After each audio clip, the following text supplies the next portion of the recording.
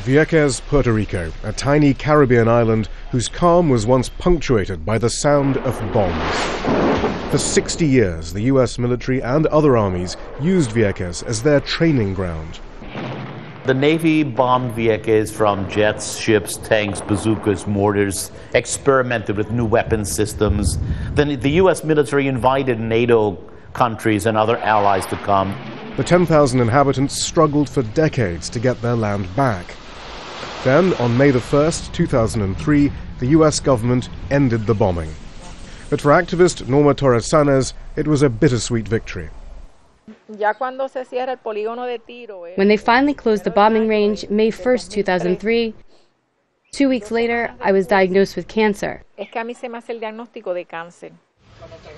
A decade later, Vieques remains an island in trouble. The people of Vieques are very sick, not because they were born sick, but because their community was sickened as a result of many factors, and one of the most important is the contamination they were subjected to for more than 60 years. These people have a higher rate of cancer, of hypertension, and of kidney failure. Vieques has no chemotherapy facilities. We have such poor services in the hospital here that we depend just on the person in the emergency room. If that person doesn't attend to them, well, our people die. Seafood is an important part of the diet, making up roughly 40% of the food eaten on the island.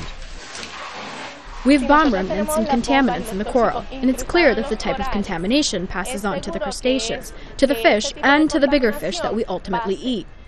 But the US Agency for Toxic Substances and Disease Registry says it could find no relationship between mercury in fish and the military operations in Vieques. In the face of an intransigent US government, longtime activists can only call on their community to continue to fight. We don't need apologies or excuses from the president or from anyone. Those do nothing. What we need is justice, that's all.